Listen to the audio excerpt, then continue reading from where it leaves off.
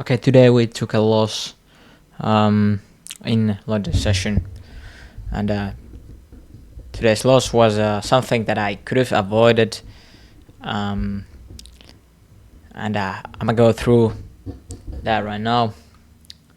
I was in a good win streak, and everything was looking decent. Now the loss was, I feel like the loss was something that you kind of have to go through to realize what was the problem, and so let's just go through. So I was trading GBP CAD. So yesterday on New York session, I was super bullish in GBP CAD for certain reasons that I'm not going to go through right now. I mean, let's just quickly analyze this. So GBP CAD, huge push to the upside. It's looking good. It's looking good. Okay, so why I'm trying to reach these highs and possibly these up here, because of the bullish structure that we're building, which is sweep the daily internal range liquidity there, react bullish, like heavy bullish there. You can see that candle. After you print that candle, I'm looking at this range, and we got that equilibrium there and that fair value gap. So I'm looking at the fact that if we take that equilibrium, tap into that gap, sweep that liquidity, and see a bullish reaction, that could be quite very, very bullish sign. Then looking at the price here, let's go New York time. You got that New York midnight open there.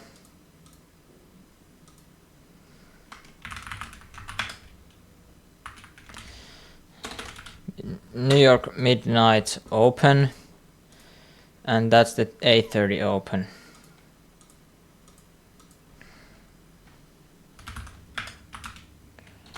So what is the basic ICT concept?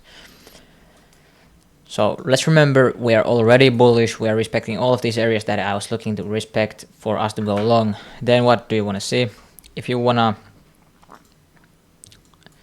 see like longs, and if you are looking for daily range to expand higher, you want to be trading below the midnight opening price, which we are down, and below 8:30 open, which we do give that Judas swing. So, and also what ICT talks about is 8:30 and between 8:30 and 11 a.m.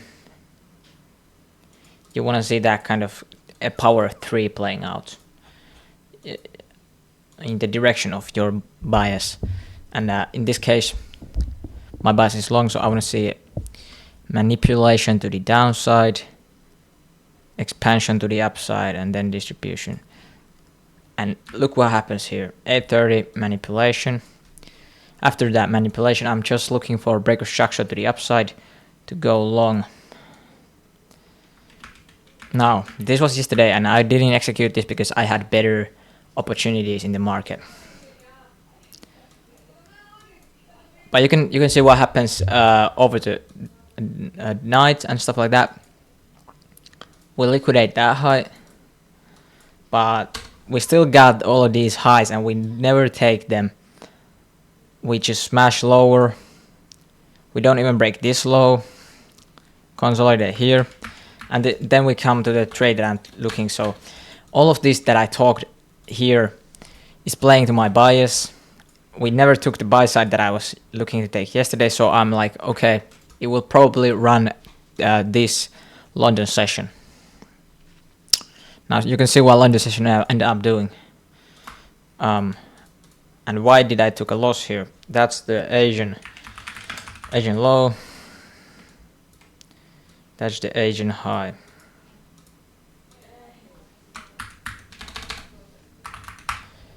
Asian high there.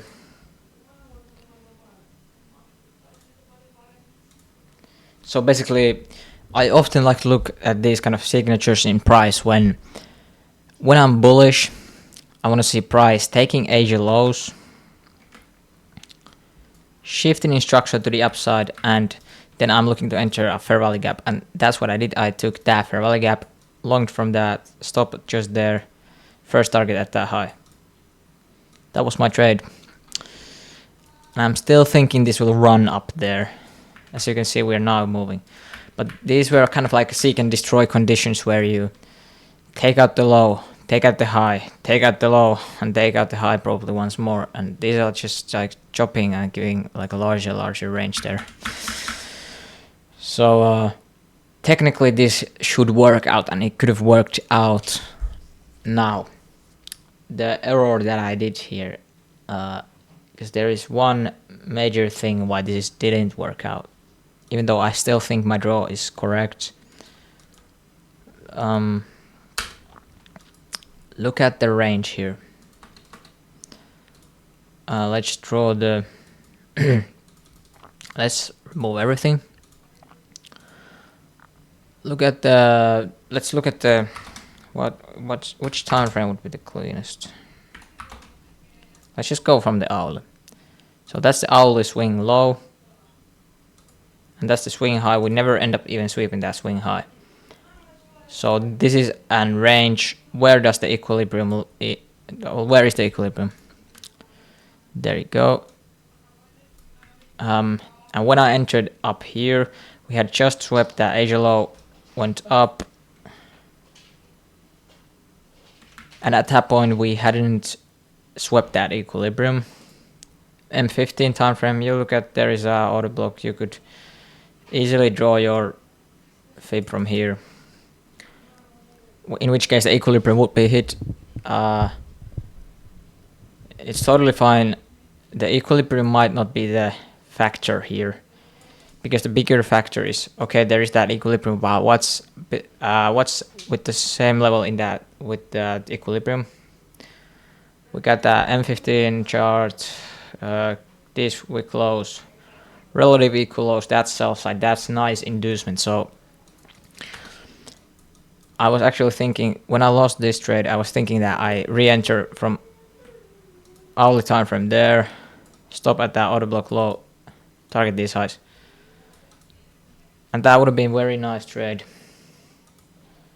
So yeah, you can see what the problem ended up being here. That it's not necessarily the equilibrium or anything like that. Maybe in the future, just when I'm looking to take these trades, if market is building like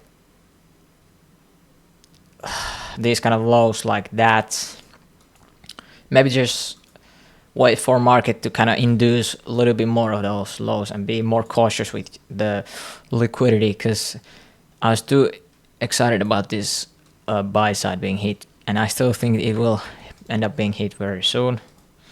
But yeah, I was just too excited about that, and ended up ignoring that sell side that was lying there. So I will try to start implementing more like the hourly bias and hourly trading style, where I could be able to just enter straight off of that inducement level, and they take a setup looking exactly like this. So this would have been the real A plus. Now you can see if I try to scale down and take for a confirmation entry, the first breaker structure happens here. We even gap usually above that. First breaker structure, where would you have to enter? There. You need to have a massive stop, and then you are not able to catch too much of an RR there. So yeah. It seems like my drawn liquidity was correct. I was just too eager to take a trade without looking at these equal lows there. I was considering taking a new entry there, but I just decided to learn from this mistake, and I'm not trying to overtrade or take any more trades there. I'm letting the profits on the table, you know. I was also kind of hesitant of this because GBP CAD moves usually to the same direction with GBP USD, and GBP USD moves opposite to DXY, and DXY was running higher, and my bias was DXY to run that high. In which case, I would be technically bearish with GBP CAD. So, so at the same time when DXY took that high, GBP CAD actually ran lower to take out that sell side. So there are few things that I could have used to avoid this trade and get the better setup down there, and actually made a lot of money with that. But these are those kind of things that you might have to just experience, you know what I'm saying? Some things you cannot avoid. You have to take the loss when it kind of comes to you, and you have to learn from it. If you don't learn from it, you will take the same loss again and again and again. So what I will do with this is I will do deep journaling about this shit, backtesting maybe hourly structure, and backtest how I could execute straight off of the hourly chart, and just like build more conviction. More often than not, my drawn liquidity is starting to be right. But just these kind of setups happen, and ignorance. And due to ignorance, I wasn't able to make money today there. But I think the lesson that you learn from these kind of things is more important than the money you make. So it's possibly like it doesn't feel so nice. You don't get the dopamine. You know what I'm saying? But if in the end, this probably ends up paying me more. Only if I learn from this though. So that's why I need to do deep reflecting about the problems and wrongdoings that I did there. Let's just think that I took this trade here, the hourly one. Pretty nice reaction. I would be break even now that we have hit that high, so we would be technically break even there. So I will journal everything that I've talked about in here. Structure looks very bullish. We create strong bullish price, let's consolidate, sweep the sell side, build more and more buy side, and we have still not swept that buy side. So we are probably going to, I don't know, we got a lot of news today as well. Let's check that out. So my idea was that GBP CAD will be affected by these CAD news. There is a lot of time to go still before that they come out. So I think this could now run or then kind of consolidate, but this should blow up in the coming hours to the upside. I know people who took the same trade in GBP USD. I was kind of looking at it, but I just don't like the structure here. I cannot take this. I never could have taken this. My main pair is EU. Usually if EU gives me a good trade, I will favor it over any other pair. But again, what did EU do? Not much at all. It gapped hugely during that news event. But I couldn't navigate with EU, Euro GBP. This was the trade that I was looking to take in Euro GBP. Let's just go through this as well.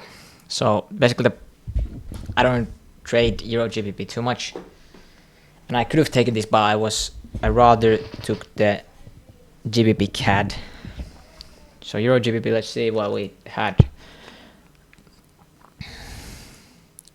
I'm expecting this low to get swept. That's the first idea.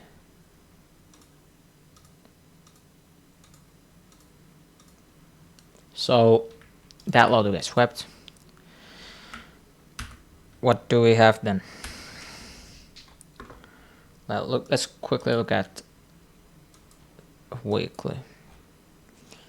Well, I would have liked to see that the weekly high was swept before the move down. So, but that doesn't necessarily need to happen. We swept below this fair value gap. Yeah. Started moving lower. Flipped that daily gap. We don't have any gaps in daily anymore. So now I'm expecting market to run down.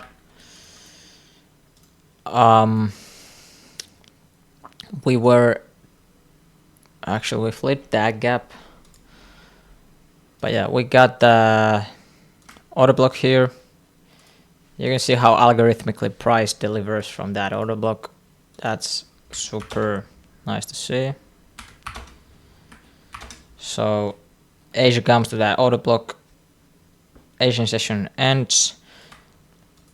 London session open, sweeps the Asia high. Inside of that order block, everything is starting to line up. You have massive break of structure to the downside. You could have entered off of that fair value gap, and looking at this choppy structure, there is a lot of liquidity all over the place. So just taking fair entry there, targeting 2R, that's my usual target, and we would be winners as of now. But and that didn't look too bad. I was also looking at ADCHF. It didn't pull back, nor would I have taken this anyway, but these are just some opportunities that I was trying to look at. Then gold, I was looking gold is in area where it could reverse, but I cannot be expecting reverse to happen after this kind of price action. So as of now, I cannot say anything else, but maybe it wants to induce that low and then run higher. So that's what I'm looking at right now. If it gives convincing breakout structure to the upside, maybe we can take a long on gold. But yeah, GBP CAD was the trade of the day. This is a good learning point for me, so it was a valuable trade nonetheless. And yeah, I would say that I